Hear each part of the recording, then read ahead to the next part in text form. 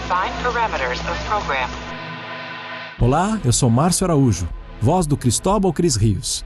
E você está ouvindo um podcast da Rede Track Brasilis.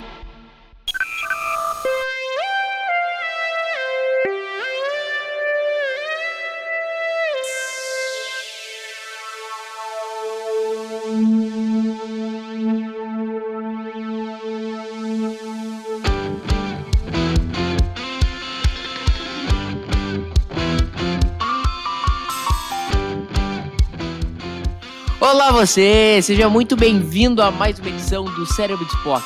Eu sou o Murilo Von Groll e aqui para dar o pontapé inicial na segunda temporada da série clássica, não mudou nada, continuamos com o fardo de tamanha genialidade no podcast, só ele, Leandro Magalhães.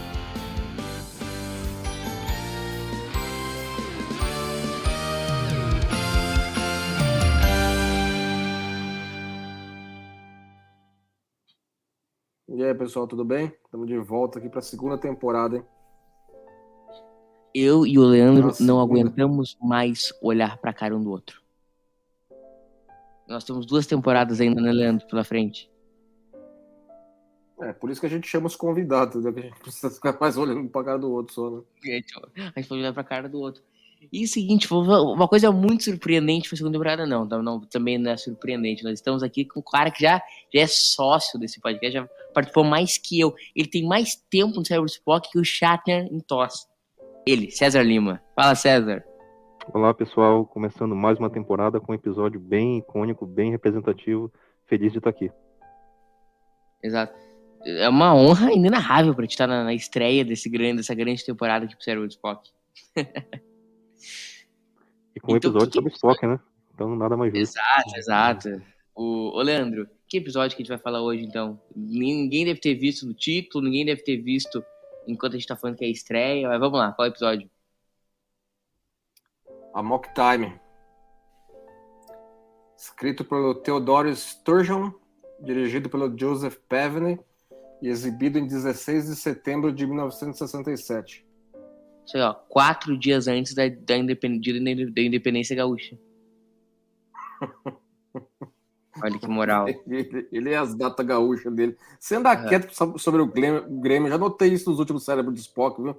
Ah, cara, a gente tenta. Nós estamos aí jogando a Série B, né? Nós estamos aqui em maio. Não estamos em junho, estamos em junho. Nós estamos enfrentando uma Série B bem complicada, né? Então, nós vamos sempre seguindo com o Grêmio onde o Grêmio estiver. Nunca se esqueça disso, né? Não sou assim, não é torcedor de final, entendeu? Na final tu tá lá, não é torcedor de final, não. Entendeu? Mas é importante ressaltar que esse episódio é 4 dias antes de Independência Gaúcha, né? Que é dia 20 de setembro, o Precursor da Liberdade. E um dia depois do aniversário do Grêmio. Porque o aniversário do Grêmio é 15 de setembro. Então, ele tá no meio de 2 datas das mais importantes da história da humanidade. Fala, César. Não, estamos em 2022, né? E o episódio foi exibido em 1967. Significa que o Rio Grande do Sul só tem 55 anos de idade, é um estado jovem, né? Exato. É um estado tão jovem quanto o seu governador.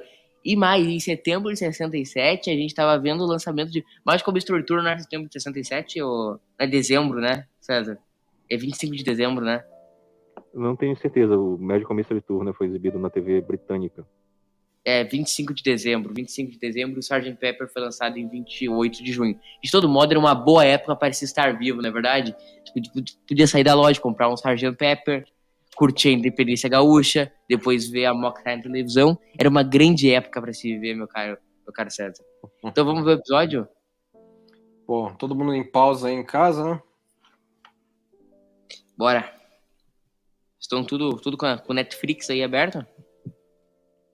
Vamos. Então, quando quiser. 1, 2, 3, vai! Então, Enterprise está vindo aí, só para o pessoal se localizar. Passou, cortou agora para o Kirk subir na escadinha. Isso porque o McCoy estava no turbo elevador, né? Então, assim... ele perdeu o turbo elevador, foi de escada, né? Mas eu achei legal começar o episódio assim no corredor aí, eles meio que assim, sabe como é que é? O que você acha que tá acontecendo aí, né? E mostra que os personagens eles se movimentam pela nave, né? Quer dizer, não ficam ali somente na ponte e tal, né? E deu de calhar dele estarem perto do alojamento dele, né? Ontem, Vem cá, onde você vai? Ontem, antes do dia da gravação, eu tava vendo a Mock Time, eu mandei uma mensagem pro Salvador Nogueira, nosso editor, só com a foto ali do Kirk subindo, uma foto da TV, com o Kirk subindo ali pela escadinha, né? E perguntei qual episódio é esse, vocês vão acreditar que o maluco acertou? É que a gente também não viu muitas subidas de escadinha pelo Kirk também, né? Mas vai lembrar que aquele vídeo de Mock Time é doença mental completa. Essa cena aí eu acho sempre muito engraçado, viu? Os caras estão conversando de boa aí, tá tudo bem. De repente, só vê a tigela voando. E esse Leandro, episódio... de quantos segundos tu tá? Que o meu deu uma travada aqui. Aqui tem contagem regressiva pelo tempo que falta. Tá 48 minutos e 58 agora. Tá. Olha lá, agora ele apareceu, o Spock. Puto da vida. Já que escândalo é esse aí? Quanto tá agora, Leandro? Só pra ver se eu afinei aqui. 48, 45, 48, 44. Deu, afinei. Obrigado. Mas voltando ao assunto do episódio, César, ele é um episódio que... Ele é o primeiro episódio da série que traz uma grande contribuição pra mitologia, né? Dos vulcanos. Ele é muito rico nessa parte de construção de mundo, né? Construção de universo. Toda parte... e isso é uma coisa que os produtores até queriam, né? Porque o Spock, nessa época, já era o personagem mais popular da série.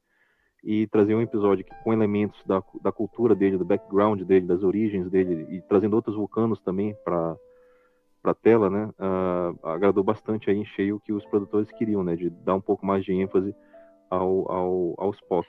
Uma curiosidadezinha, Murilo, se você me permite, na porta do alojamento dele, né, tá escrito ali Comandante Spock.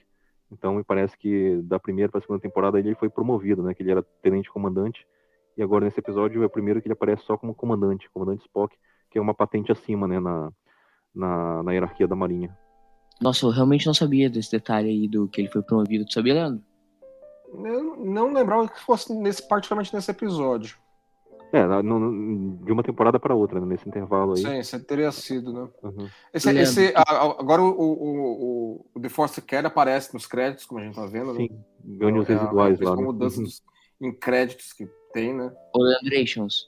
E agora também tem um outro detalhe. A fonte que eles usam para todo o restante agora é igual à fonte do logo.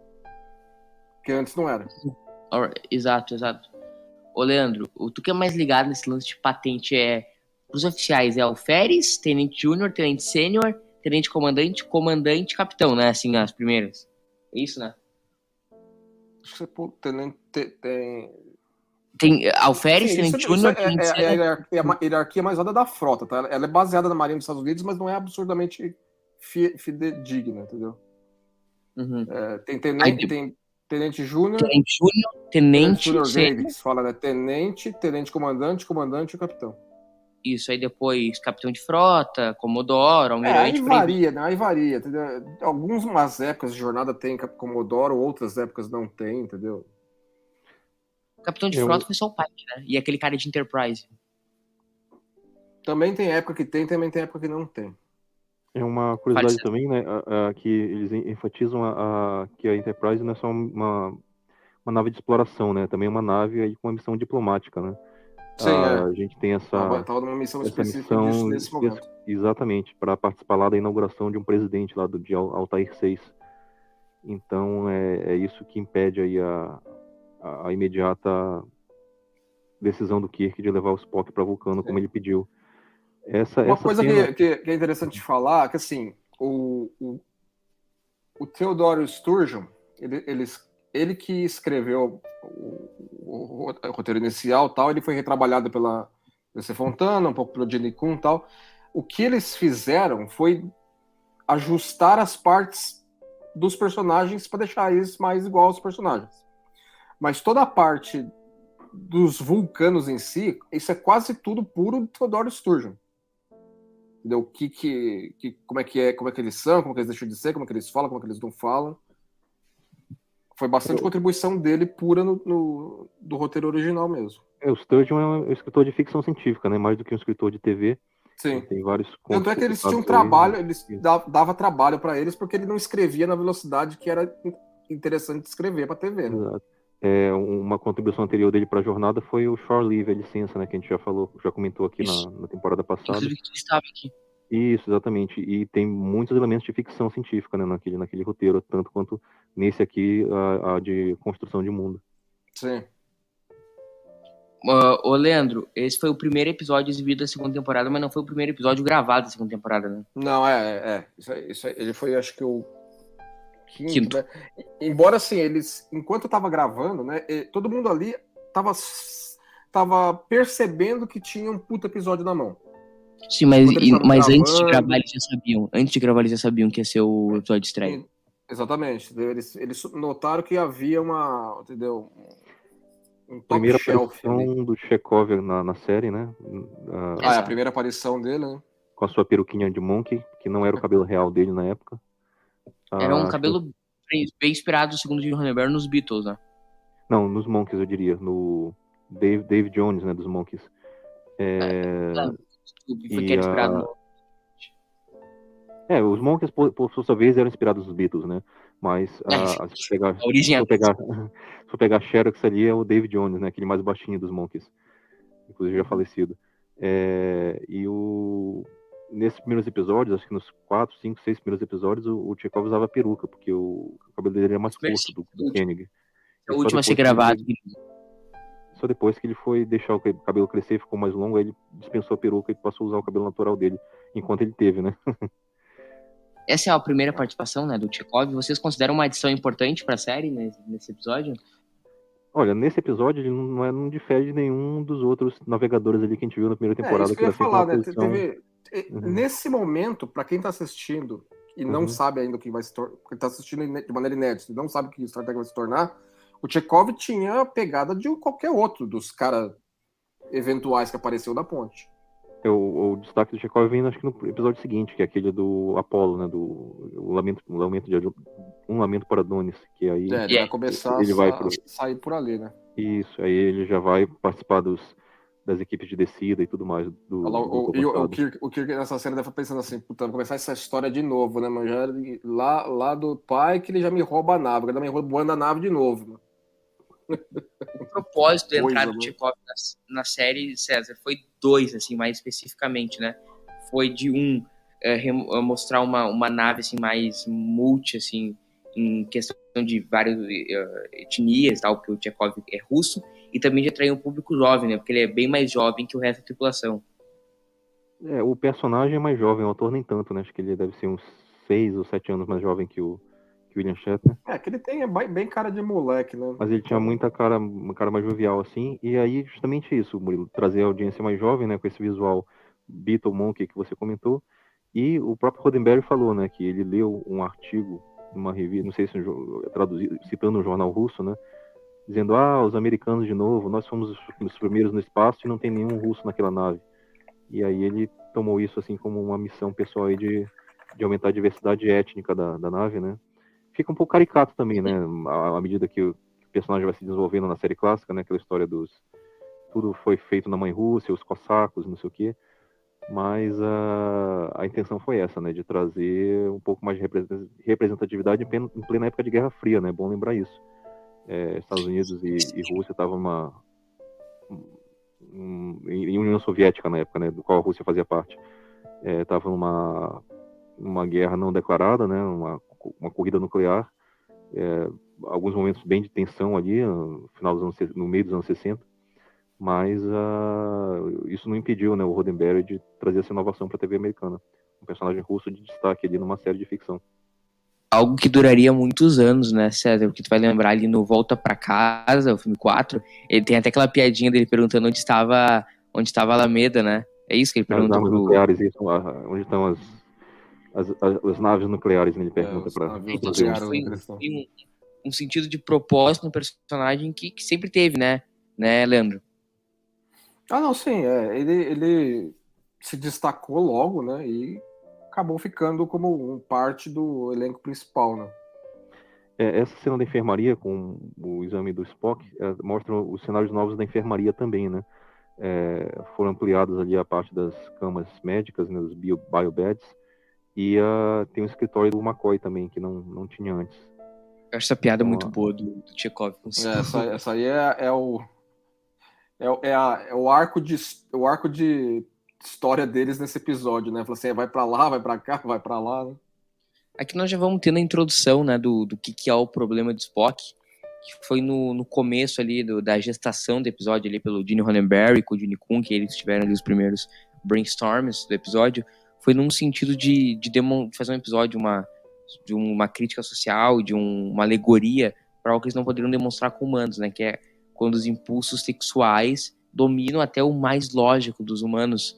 E nesse caso, eles não pegaram um humano, pegaram um vulcano, que não daria com um humano, a gente sabe dos sensores da NBC, de como era a sociedade americana hoje, ainda mais em 66. Então ele faz essa alegoria, né, Leandro? Assim, serve como uma alegoria, acaba soando como uma alegoria, mas se você for pensar bem, assim, tá até aqui na cara, porque embora a gente considere o Spock não humano, para todos os efeitos práticos, entendeu? Você falar da sexualidade do personagem, até que você está endereçando a questão até de uma maneira meio direta até. É que ela soa indireta. Ou pelo menos soou indireta o bastante para não desagradar os caras da NBC. Parecer é mais importante do que ser. Então, entendeu? Então, foi bem, entendeu? Não precisou ficar também com muita firula demais, entendeu? Eu acho que endereçou razoavelmente de maneira direta até. O que tu acha dessa alegoria? O Spock olhando a foto da meninazinha com 7 anos. Eu sei, por que ele não tá olhando uma foto recente, né? Exato. É porque, Você já foto que não, é porque foi na idade que eles foram prometidos um ao outro, né? sim, Isso. claro. Eu acho que se ela aparecer em Strange New Worlds, eu acho que vão dar um jeitinho, dar umas pinceladas pra meio que embasar o que acontece nesse episódio. Seria legal um prelúdio ao Mock Time em Strange New Worlds. O Ponfar não é de 7 anos? Dizem que era isso, mas é meio que também uma explicação, né, para reprodução, né, o ritual de reprodução do povo vulcano, né, já que eles teoricamente não têm emoções, né, não tem esse instinto de acasalamento, de procurar um parceiro, né. Só um parênteses aqui nesse ponto aqui, o Spock está colocando um pouco de exposição que eu acho que ajuda futuramente em Star Trek, porque assim, nesse ponto, quando esse episódio foi produzido, Vulcano era um negócio muito, muito misterioso para os espectadores e aparentemente para os humanos da Federação. Hoje, depois de ter escrevido centenas de episódios lá e ter tido a série Enterprise lá, a gente fica pensando assim, mas o McCoy não sabe como é que o Vulcano se reproduz. Quase ninguém na Federação sabe como é que o Vulcano se reproduz. Isso aí tem que se racionalizar um pouquinho baseado no que o Spock está falando aqui. Que eles mesmos têm isso como tabu. Eles não falam nem entre eles direito. Entendeu? Assim, dá para encaixar, vai, entendeu? Mas fica estranha a coisa como um todo. Como é que um médico de uma nave federada não saberia, por mais segredo que isso seja, entendeu? Aí não deve ser todos que se reproduzem por meio do Ponfar, deve ter aí os vulcaninhos que se apaixonam, né? No caso, por exemplo, a própria T'Pring é um caso desse, entendeu? Que ela fez toda aquela armação lá para conseguir sair do lance. O próprio Sarek, gente, ele casou com a Amanda, ele não casou com uma vulcana que ele foi prometido aos 7 anos. Mas voltando ao assunto que a gente estava comentando, César. Então, mas acho que são coisas diferentes, Murilo. A questão do compromisso, que é meio que uma coisa ali de arranjo de dinastias, né? Arranjo de uma coisa meio medieval, né? De costume, de tradição. Medieval, velho. Era comum no nosso planetinha aqui há não muito menos de 100 anos. Sim, mas era muito mais comum casamento de conveniência até um tempo. Então, 2 séculos atrás do que casamento normal. Mas acho que são coisas diferentes, o processo do arranjo de conveniência e do processo biológico do Ponfar. Eu acho que nessa trama aqui eles coincidem, né? Do Spock se sentir compelido a voltar para Vulcano para acasalar com quem tinha sido prometido. Mas lembra, por exemplo, do filme 3, o Jornada 3, A Procura de Spock. Tá subentendido ali que ele passa por um Ponfar também e não tem essa história de ter que ser a pessoa com quem ele foi prometido, é quem está disponível, né? Sim. Com a menina lá, a Savick. A Savick. Uhum. Porque, por exemplo, ele até a Pring vai falar na frente do episódio, você agora é um pica grossa aqui de Vulcano, entendeu? Todo mundo te conhece. Deve ser uma lenda, né? Então. Ô, gente, que assim, ó, o episódio só uma nota não rapidinho. deixa... Essa é uma cenografia nova também, o aposento do Spock, né? A gente nunca tinha visto o interior do aposento do Spock. E ficou meio caricato, assim, né? Sei lá, uma especialmente na parte que dorme, né? O negócio tá meio dungeon ali, viu? César, tá meio 50 tons de cinza ali. Você que não entra lá não, tá arrumado. Diga, Murilo. César, o episódio ele acaba que ele não vai dizendo isso em português bem claro, assim. Mas, na verdade, o Spock ele tá com desejo sexual. Esse é o problema dele, né? No fim, é isso que o episódio quer passar. Essa é a mensagem do episódio, né? Mas é uma urgência biológica. Não tem a ver com a questão da tradição do povo dele. Então, é uma urgência biológica. Isso foi o projeto inicial do Gene, que é uma urgência que toda a humanidade tem. E como não dá pra mostrar pro humano, ele mostrou no Vulcano. Essa é a alegoria do episódio, né? Sim, mas aí o roteiro acaba casando isso com uma ancestralidade, uma tradição do povo vulcano, né? E acaba coincidindo essas duas narrativas no ritual aí que a gente vai testemunhar aí no terceiro ato. Leandro, o Ponfaren de 7 anos, né? Tu acha que encaixaria ele ter um Ponfaren em Strange Roads? Tem que fazer as contas aí, ver que episódio, que ano que se passaria a primeira temporada de Strange New Worlds em relação ao ano que se passa esse episódio aí. Que não dê cravadinho, entendeu? Mas que esteja por ali. Acho que já é suficiente também. Eu acho que pode acabar ficando legal. Tu gostaria, César? Sim. Primeiro, por questão do resgate da continuidade, né, com a série clássica. E também porque a gente tem na nave lá, né, do Strange New Worlds, a gente já tem a Enfermeira Chapel, por exemplo. Uma personagem que deve ter um destaque maior que tinha na série clássica. E a gente vê o quanto ela tem afinidade com o Spock, né? Um murro no monitor aí. Pra ver como ele é forte, né, cara? Não sobrou nada do monitor, não. Esse escritório aí da enfermaria também, que é um cenário novo do McCoy. Que tem essas caveiras aí, né? Caveira nada a ver, mas... Essa temporada... Era só o Lorca que tinha as caveiras lá na nave. Essa temporada Leandro, é o The Best of de Star Trek no sentido de TOS, né? No sentido de valores de produção, né? Os valores de produção desse episódio são muito bons. Né? Se destacam. Temporada. Eles, por exemplo, eles chegaram a especular que eles poderiam encontrar locação para representar Vulcano. Mas eles não ficaram satisfeitos com nenhum local disponível ali pela Califórnia para retratar do jeito que eles realmente queriam. Eles meio que tiveram que falar assim, vai ter que ser em estúdio mesmo. Ok. Pra dar um ar alien pro lugar, né? Mas investiram, né? Mas investiram. Uhum. A gente nunca viu, tipo, as ruas de Vulcano, né? Na série clássica, não. A gente viu em Discovery, né? Discovery mostrou o centro urbano em detalhes. Verdade. Mas, assim, demorou muito pra gente ver.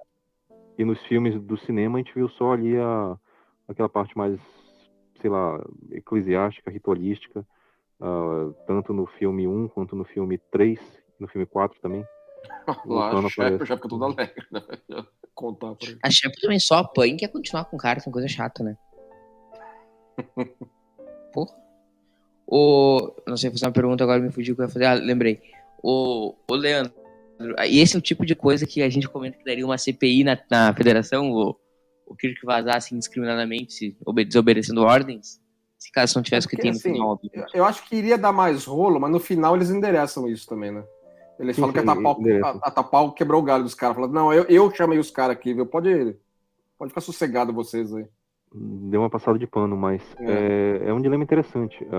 O Kirk escolhe levar Spock para Vulcano em detrimento da carreira dele. Ele entende que a vida do amigo dele, uma vez convencido pelo McCoy que a vida do Spock estava em risco, é uma decisão que ele pesa, né? E coloca ele nem hesita a vida muito, do Spock mais importante do que uma eventual represália, uma eventual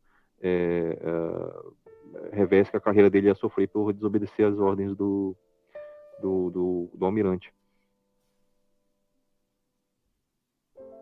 Exato, eu acho que é meio decisões que ele tomaria pelo próprio Spock depois, como em Procura de Spock, né, Leandro? Seu rosto está molhado, é ótimo. Excelente paralelo, viu, Murilo? Que é exatamente a mesma situação. Tem eco aí, eu vejo, da Procura de Ele Spock. coloca a carreira dele em risco muito antes de Procura de Spock. Já mostra ali que ele já tinha uma relação sim. muito forte aí, né? Não foi só em A Procura de Spock. Eu acho que o Kirk tem que ser valorizado nesse sentido, porque eu acho que hoje tá muito, muito na moda atacar o Kirk por uma série de motivos. E o Kirk tem várias dessas atitudes nobres em Star Trek, como essa. Inúmeras, entendeu? Essa aí é só um exemplo entre vários. Não, tô dizendo que hoje é moda no fandom atacar o Kirk, isso que eu tô dizendo. Entendi. E outra contribuição muito grande para a construção de mundo aí desse episódio é a sopa Plomik, né? Nós ouvimos falar a primeira vez dela e foi recorrente em outras situações. Iguaria vulcana. Que interessante notar que o turboelevador tá andando paralelo. Eu vi na isso. Horizontal, né? Uhum. Por que é um turbo-elevador e não um elevador, Leandro? Porque é pra parecer do futuro, entendeu? Tem que ter um termo adicional, TUNS, pra parecer que é do futuro, né? Tipo assim, não pode ter cama, tem que ser hipocama. Tem que ter algum charminho, senão não dá graça. É tipo publicitário, assim, que não sabe falar trabalho, tem que falar job, tipo isso? Por aí mesmo. Job, briefing.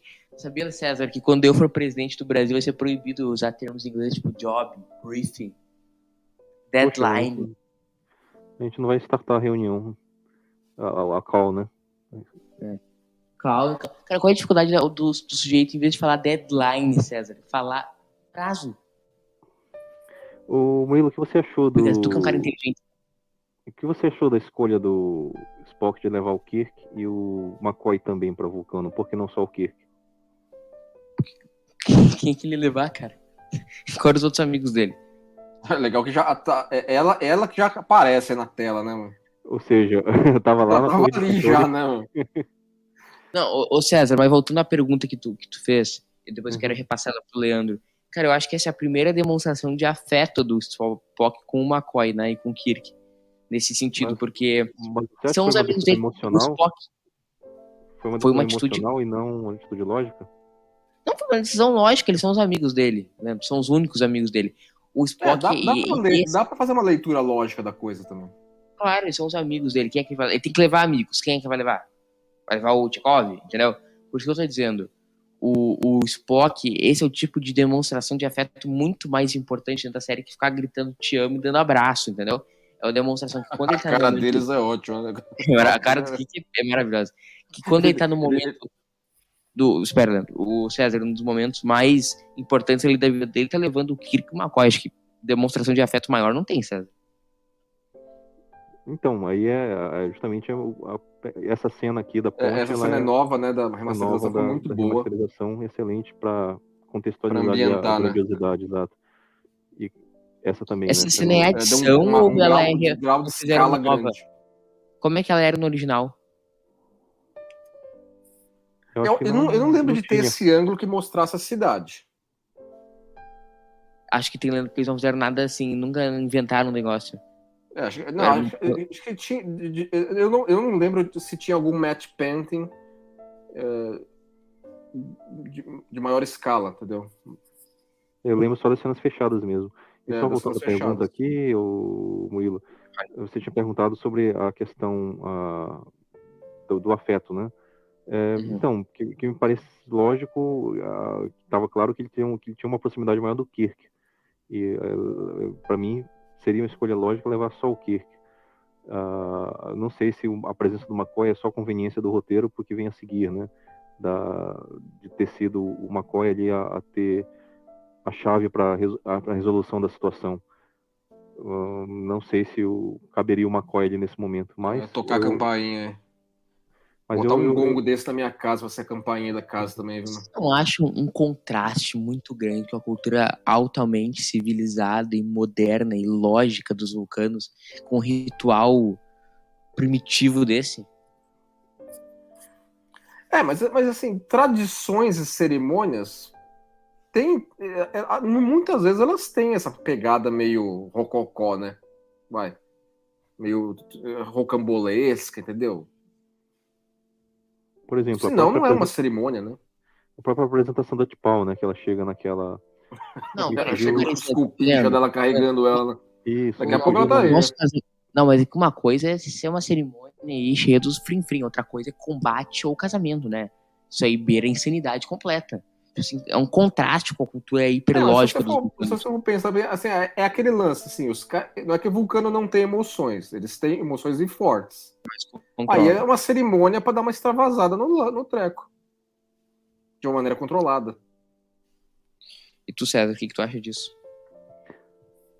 É um contraste muito interessante. Agora tá perdendo a paciência já, mas cadê esses caras, mano? Não chega. É um contraste muito interessante. Mais tratado por isso pra gravar série. Olha lá, chegando os cupins, com os pandeiros dele lá. Nesse aspecto que você colocou. Porque qual a lógica do pandeiro? Qual a lógica da... esqueci como chama essa cadeira que você carrega. Tem um nome específico, esse tipo de transporte. Eles usavam muito no Egito Antigo. Isso. Então, isso é lógico? Para uma sociedade que preza a lógica, qual é a utilidade disso, né? O Kirk já pagou um pau, hein? Falou assim, pô, cara, quem é as costas quentes aqui em Vulcano, viu? Isso aqui é uma construção de mundo interessante. A única pessoa que recusou uma cadeira no Conselho da Federação. Isso é uma construção de mundo interessante. Acho que foi isso que estabeleceu que tem um Conselho da Federação, né? Eu não lembro de ter citado antes. Paulo é uma construção de mundo interessante, né? Isso é que deve ter sido isso. Imaginando. Isso e a questão da T'Pau ter influência na federação, né, para limpar a barra do Kirk mais para frente, em relação a ter desobedecido as ordens. Essa é a primeira vez que a gente vê a saudação vulcana. É a primeira vez a saudação feita pela T'Pau, que foi inventada pelo próprio Leonard Nimoy, né, por causa da infância dele. Ele vem de uma família de tradição judia e uma vez sentindo já o Ziriguidon nele. Segundo o próprio Nimoy, quando esteve aqui no Brasil em 2003, isso foi, na verdade, um ritual de adoração dos judeus, né? Então, ele conta essa história na convenção mesmo. Ele tava na sinagoga, ele era uma criança, e aí todo mundo tinha que fechar o olho e fazer ali o Vida Long and Prosper. Com as duas e aí ele ficou de olho aberto e viu, e foi algo que acabou marcando ele. Aí quando eles foram gravar Mock Time, o Joseph Pavinin, que era o diretor desse episódio, ele perguntou ao Nimoy se o Nimoy tinha nenhuma ideia e tal para fazer algo nesse sentido, e aí ele mostrou, que acabou virando, né, Star Trek até hoje, uma das marcas Star Trek, 55 anos depois, 54 anos depois, para ser mais preciso, né, Leandro? Exatamente, entendeu? Ficou um negócio que é até quem não conhece Jornada das Estrelas é razoavelmente familiarizado com essa saudação. Em relação a T'Pau, a gente percebe, né, que os pronomes que elas usam é um inglês mais rebuscado e que foi adaptado na dublagem também de forma bem legal. Então ela usa os pronomes diferentes para dar esse ar de aristocracia, esse ar exatamente. De nobreza para ela. Alguns desses capacetes aí dos vulcanos foram adaptados dos romulanos lá no episódio O Equilíbrio do Terror. Sim. E o próprio Stone, né? O ator que faz o Stone, ele fazia o Décius lá no Equilíbrio do Terror. Ele trabalhou lá naquele episódio também. Ele é o segundo romulano. Pode esperar aí. Os caras já param. Que história é essa que tá acontecendo aí? Não tô gostando nada disso. Ô, Leandro, agora... tu deve ter uma história mais quente na tua cabeça aí, mas ele era pra fazer um Spock no segundo ano, eles não tinham fechado com o Nimoy, né? Ele foi um dos candidatos no papel. Agora, o papel dele não tem fala nesse episódio, né? Engraçado. Ele ficou meio invocado, mas falou, pô, eu não falo quase nada, mano. Eu acho que ele não tem fala nenhuma, se eu não me engano. Tem fala sim. Tem umas dá umas reclamadas aqui ali, pronto. Ô, Leandro, essa segunda temporada, ela foi menos diretores que a primeira, eles montaram meio que um time, né? O Joseph Pevney vai ter dirigido vários, né, nessa temporada, né? Eles começaram a ficar meio que... Pegaram alguns para ser meio quase full-time para Star Trek, né? Ele e Mark Daniels. O Mark Daniels vai dirigir bastante também. A atriz que faz a T'Pring já é falecida também, né? Acho que é Arlene Martel o nome dela. Ela era bem... Sim, coisa de poucos anos atrás. Eu acho que ela era bem ativa no circuito de convenções e tudo. Acho que fazia bastante sucesso, né? Ô César, tu acha que essa regularidade de direção contribui para ser uma temporada tão boa?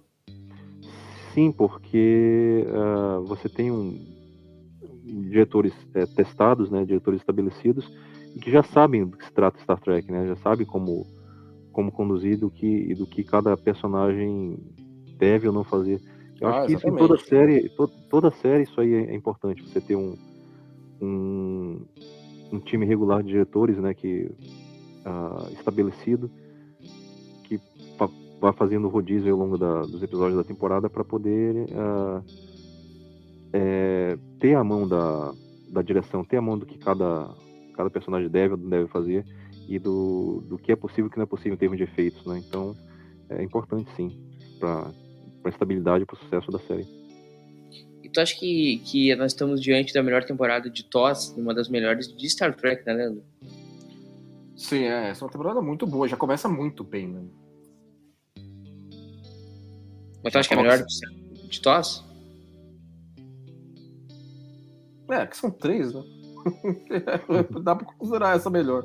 Eu acho que ela é um pouco superior à primeira, sim. Então, que a primeira tem muita boa coisa também, né? A que terceira estabelece muita coisa. Fora da curva. Mas a segunda a gente vê principalmente na relação dos três, né? Do Spock, do Kirk e do McCoy. Já é uma relação consolidada e que traz muitos bons momentos aí a partir disso. A cara do Kirk ele tá só esperando o que acontecer e de repente, pumba. O quê? Como? Que história é essa?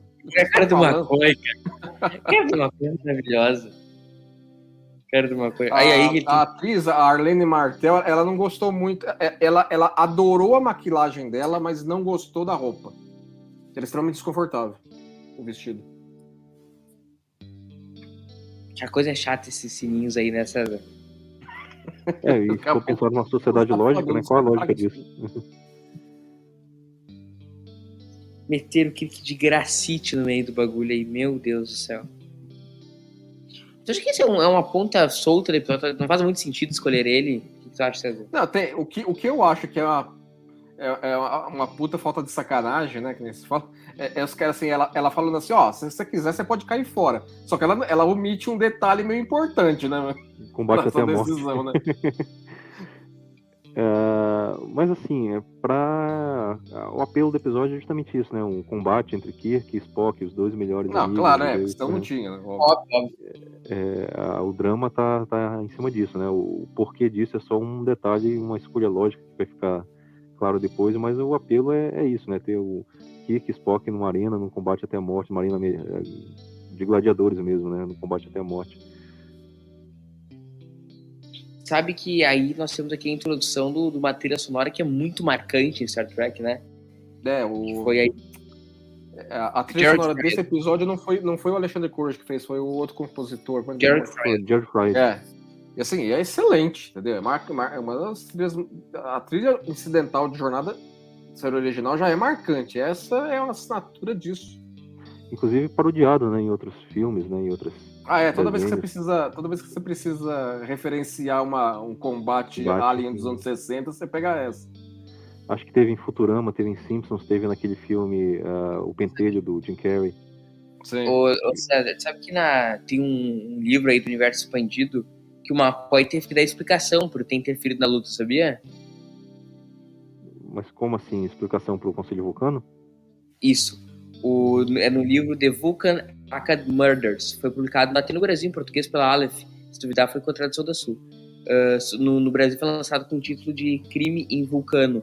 Nele, a Enterprise vai para um planeta com o Spock em busca de um equipamento médico para salvar um tripulante que está se ferido e tal. E aí a máquina dá uma pane, cara, e aí começa a matar os pacientes. E a próxima vítima que a máquina assim descobre que vai ser é a mãe do Spock, a Amanda. Então eles têm que ir pra Vulcano, onde o McCoy é, tipo, preso, assim, e tem que dar uma explicação pro T'Pol por que ele interferiu num ritual milenar dos A vulcanos. máscara daquele cara lá atrás, eu não... eu sempre acho, mas o que é aquilo, né? Aquele bico que o cara tá usando, mano. Escutou, César? Escutei, Crime Vulcano é da coleção Aleph mesmo, nos anos 90. Foi publicado aqui. Uhum. Quem que é a tradução? Ah, preciso ver, não sei. Eu tenho certeza que tu tem esse livro aí. Ô, Leandro, então a gente tá chegando na parte do combate, que é o momento, né? O negócio já tá ficando quente lá. Todo mundo já. E aí, vai começar esse pau aí, não? Que é muito raro em Star Trek, é câmera na mão. Eles usam aí, né? E uma edição rápida aí, né? Sim. Pra Também. criar o clima ali, pra crescer a tensão. Mas o já tá bem sossegado. Vamos lá. O que pior pode acontecer, né? Não, exato, o Kirk tá com as boas intenções, né? Agora, o Spock, ele tá completamente pirado, né, César? Ele tá completamente perdido já. Ele nem hesita, né? Entendeu? Ele vai pra cima com sangue no olho mesmo.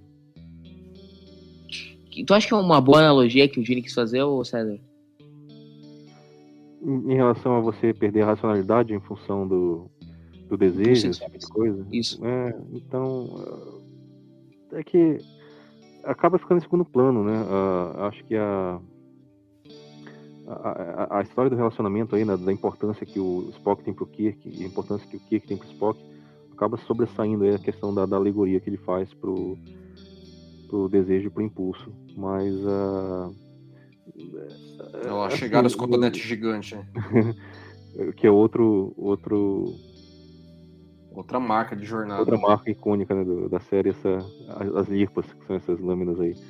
Inclusive tem action figures, né, do Kirk e do Spock com essas nesse combate aí. Eu tenho um bonequinho do Spock que é ele usando o lance.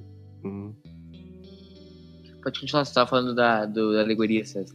Não, pois eu acho que ela não tem tanta força assim no episódio, ela acaba não sendo tão desenvolvida quanto a questão do relacionamento e do companheirismo entre os tripulantes da Enterprise. A cara do Kirk agora que você fala isso, velho? Você tá de zoeira com a minha cara, né? A cara do maconha, maravilhoso. Totalmente sangue nos olhos, né? Ele já corta pro comercial, que é o draminha, né? O Spock tá falando assim... Ele fala, não, espera aí, vamos conversar o negócio. Um pouquinho aqui. Que história é essa? Mas o que tá certo, né? Eles omitiram esse negócio, né? Olha lá, já veio um maluco com a máscara aí na frente. Faz pensar, né, se o Vulcano não teve alguma pandemia aí recente. Agora o cara não tira a máscara por nada agora. Até que acho que depois da pandemia que nós tivemos é um tema interessante pra abordar em Star Trek em qualquer momento, né, César? Vai aparecer já. Olha lá, agora começa. Tan, tan, tan, tan, tan, tan, tan, tan, tan, tan, tan, tan, tan. Tan, tan, tan. Meio mal coreografado, né? Os dublês aí na cena mais aberta. Na câmera aberta dá pra ver bem, né, os dublês. Aí que o Kirk vê que o Spock tá de sacanagem, né? O cara tá... Cara, na câmera aberta dá pra ver muito que é dublês. Opa! Né? É que eles estavam filmando pra gente ver nessa qualidade, né? Bentou o gongo aí. Né, Leandro? Uma TV de 14 polegadas em preto e branco. Não, ele já é projetado pra ver com cor, Leandro. Não, sim, mas eu tô dizendo a grande maioria das TVs lá em 1967 eram preto e branco. Esses ângulos de cima aí eu sempre achei legal também. Não, digo assim que a cor ela foi projetada até pra impulsionar a venda de TV colorida, César. Por isso que as cores são fortes, são alegres. Tem essa justificativa mesmo. Na época era um boom nesse sentido, a gente tá falando de setembro, né? Em dezembro saiu o Magical Mystery Tour, que é um filme completamente colorido também, né? Psicodelismo, tava nessa vibe colorida. O mundo, né? Olha lá, terminou o primeiro round. Quem ganhou o primeiro round, César? Tu que é especialista em luta aqui do trio. Eu acho que foi por decisão dividida entre os jurados, né? O Spock pelos pontos. Spock por pontos. Vamos lá, agora ele vai fazer o truquezinho aí, maroto dele. E é interessante considerar que ele não tem tempo de explicar isso pro Kirk, nem espaço. A não ser que o Kirk manjou, né? Como é que ele ia manjar? Ele sentiu no sangue o negócio? Eu acho Não que tem ele como não ele estava mudar. sabendo não, lembra? Ele não tava sabendo, não. Agora, o McCoy também desceu, né, para uma cerimônia, digamos, diplomática ou uma cerimônia pessoal, e ele não larga o kit médico dele para trás. Né? Mas não é homem de largar kit médico para trás, não. Pelo que a gente sabe dele, mano, é a cara dele mesmo ir ele vai pro casamento maluco com o kit dele. E parte do kit médico básico é essas drogas aí para simular a morte dos outros, né? Exatamente. Uma paralisante muscular. A gente nunca sabe o que vai precisar, né? O cinto de utilidades que ele tem, né? Não é muscular, César, é neural. Neural, desculpa, neural. E a A gente boleadeira nunca sabe. Por exemplo, Leandro, tu sai de casa sem um negócio desse? Um paralisante neural? Não, agora a gente não sai de casa sem álcool gel, né? Então é isso, né? Eu nunca saí de casa sem um paralisante neural no bolso. Tá louco? Tem como sair hoje em dia? O Kirk deu uma maneirada no Kirk Fu nesse episódio, né? Tá comprando o Spock. O cara dele é arrebentado no meio do Spock, né? É uma coisa lamentável. Cai no churrasquinho, né? O Spock tá completamente pirado. Ele não consegue perceber o que ele tá fazendo. E aí o Kirk dá aquela apagadinha, mata leão. O Kirkzão. Só um Cara, eu morri no soninho choque. só. Será que quem tava vendo na época imaginou que o Kirk tinha morrido mesmo? Todo mundo, ninguém. No primeiro episódio da segunda temporada, os caras já matam o principal, mas todo mundo, nem os caras dos anos 60 acreditaram muito nisso aí, não. Pode ser que E você vê que também ninguém examina, né? Assim, o McCoy acho que nem precisaria ter dado esse troço nele, né? Era só o que cair lá. Ele falou assim, morreu. Aí todo mundo, tá bom. E vai pra Enterprise, pronto. Aquele é médico, confia no depoimento dele, né? Ele não pode mentir, né? Nesse momento realmente estava morto. É uma explicação que eu não consigo chegar no denominador bem comum, é essa questão do término do combate cessar a urgência biológica do Spock. Já passou, sossegou o facho já. Mas assim, é uma coisa cerimonial, uma coisa tradicional, ter efeito no impulso que é biológico. Uhum. Esse eu não consigo comprar. Exato uma explicação, né? Pra não dizer que o Spock teria feito outra coisa, né? 67, César, Estados Unidos. Relevar algumas coisas, né? Certo. Você acha correto o McCoy se reportar ao Spock, pedindo ordens e tudo, depois do que ele testemunhou? Assim, aí é que tá, né? Isso seria... Vamos dizer que tivesse realmente sido morte morrida. Ele poderia ser acusado de alguma coisa? Claro. Porque ele teria um atenuante, mas seria acusado. O julgamento Isso aí é um lance oficial de um membro da federação? Por maluquice que seja essa cerimônia doida toda, é reconhecido pelo governo vulcano como válido. Vai fazer o quê? Não, mas é que o Kirk não é um cidadão federado, né? É um oficial da Frota Estelar. E Vulcano não é membro da federação? Os caras vão falar o quê? Ele não pode matar um membro da federação assim aleatoriamente. Então, ele ia ser acusado, ia ter um atenuante, provavelmente, mas ia ser acusado de ser preso, provavelmente. Não sei o que o César acha. Eu não acho que haveria base pra acusação contra o Spock, não. O que tu acha, César? Polêmico, acho que tem argumentos aí que... Agora, isso aí que a Prig tá falando assim, né? Eu planejei tudo isso e tal, porque aí se você ganhasse, se o Kirk ganhasse, ele não ia me querer. Se o Kirk ganhasse e quisesse ela, fala assim, agora você vai comigo, viu? Sabida. Não, ferrada. Não acho nada impossível. Então, o Spock tinha que falar pra ela, ó, tua lógica até um certo ponto, viu? Até você conhecer o verdadeiro Capitão Kirk. Deixa que você conheceu o cara que você vai ver só. Mas é um fato interessante, né? Ela, a Spring, apesar de ter sido prometida para o Spock, ela meio que desafia a tradição, não por uma questão lógica, mas por uma questão para ser afetiva mesmo, né? De preferir o Stone ao Spock. Isso é um outro aspecto do episódio que eu acho valioso. Uhum. Agora o Spock meio fala pro cara, né? Fala assim, agora você fica com o BO aí, viu, hein? E uma coisa interessante que ele fala, né? Você desejar, às vezes, você ter não é tão interessante quanto desejar, né? Não é tão gostoso, não é tão atrativo quanto desejar. E me parece uma coisa que ele falaria da experiência dele, né? Ficou meio solto. Agora, esse tom solene que ele fala com a T'Pau no final, o Nimoy dá um show, né? Sim, sem dúvida. Um excelente. Vida longa e próspera, eu não teria nenhum nem outro, pois eu matei meu capitão e meu amigo. É um show de atuação, o episódio inteiro do Nimoy, né? Nesse sentido. O episódio inteiro ele tá dando show, né, Leandro? Um episódio onde ele se destaca muito. Ele já assim, é alguém que a atuação dele pela série como um todo já é muito boa, né? Esse episódio é acima da média. A gente tem o clássico agora, dos clássicos das cenas. Essa cena é muito boa também. Acho que o grande clássico desse episódio, junto ali com a morte do Kirk, né? A morte do Kirk, entre aspas, né, César? Não entendi, Murilo, a morte do Kirk, o quê?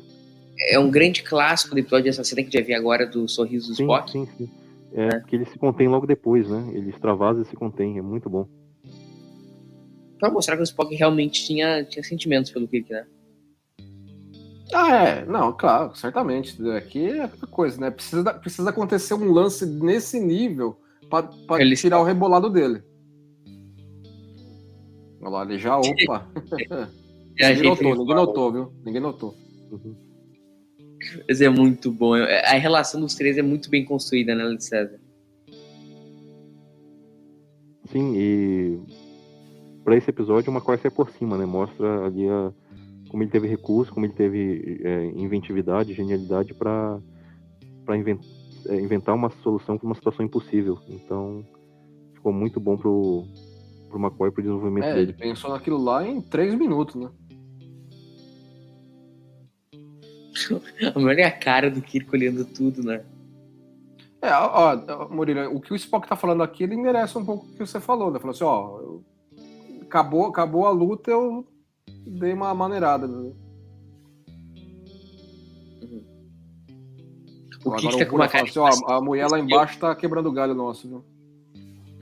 O Kirk olhou com uma cara pro Spock do tipo, se fosse eu não tinha deixado escapar, né? É verdade. Mas foi o que o César falou, cara. Se o Kirk tivesse ganho uma casquinha, ele tinha tirado. O plano dela não levou muito em consideração quem que era o cara, né? Exatamente.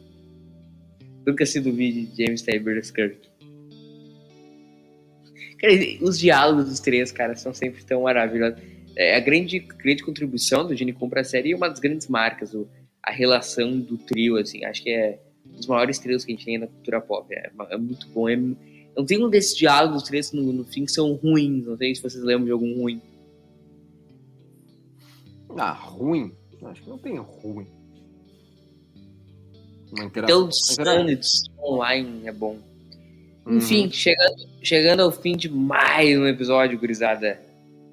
O primeiro aí de uma longa caminhada que vai ser esse segundo ano. São quantos episódios nesse segundo ano, Leandrations, Magalations, Crazies e Cumberbatch? Tem umas frames aqui do crédito agora que é um pouco de spoiler do que tem pela temporada, né? Eu tirei já. A casinha do Zefram Cochrane aí. Por aí então nós temos mais 26 episódios, Leandro, pela frente. É isso? Era Gicho? Segunda? Por aí. César, vamos pro nosso quadro antes, então, Leandro. Como seria esse episódio na Kelvin? Esse quadro vai ser bom, hein? Como teria sido esse episódio na Kelvin Timeline? Igual não ia ser. Igual com certeza não ia ser, né? Primeiro que o planeta acabou, né? Vulcano foi destruído. Teria que ser Nova Vulcano. Teria que ser Nova Vulcano, mas segundo, A mulher aí, a T'Pring, conseguiu escapar? Ou não? A T'Pring tá viva ou não? Terceiro. 3. O Spock tá dando duas com a Uhura lá. Isso, tinha um relacionamento regular ali com a Uhura, né? Que a gente imagina que seja além do platônico. Então, será que ele ia ter toda essa urgência aí de 7 anos? Não. Poderia ter um episódio endereçando essas questões, mas seria um episódio completamente diferente. Esse episódio é a primeira vez que nós vamos dar essa resposta. Esse episódio não existiria na Kelvin, né? Não existiria. E mais uma questão. O Spock tendo esse relacionamento on e off aí com a Uhura, será que ia despertar o interesse da Chapel? Será que ia ter Supa Plumik no começo do episódio? Então. Não. A não ser que a Chapel, né? Posso jogar nos dois times, né? Ou ela pode ser por o olho da Uhura lá. Exatamente. Mas acho que não. César, muito obrigado pela tua participação. Obrigado, Murilo. Para mim, um dos top 10 episódios aí da série clássica, né? Não só pela quantidade de elementos que ela introduz, né? Mas pela trama envolvente, pelo duelo icônico aí entre os personagens. Tá ali no top 10 com certeza. Obrigado pelo convite e até a próxima. Promete pra nossa audiência aí que vai estar logo aí no Cérebro de Spock. No primeiro convite. É da casa já. Leandrinho Magalhations da Silva, Pinheiro da Silva, Teixeira, Albuquerque. Qual o próximo episódio? Próximo episódio? O Lamento para Adonis, né? O Who Mourns for Adonis. Isso aí, então estaremos daqui a 14 dias com esse episódio aí dos deuses gregos em Star Trek. Muito obrigado, Leandro. Obrigado, pessoal. Até a próxima aí. Daqui a 14 dias estaremos voltando aí com esse episódio, então comente aí na aba dos comentários, nos siga nas redes sociais, assista aí as nossas lives no YouTube, se liga nessa, então até a próxima. Falou!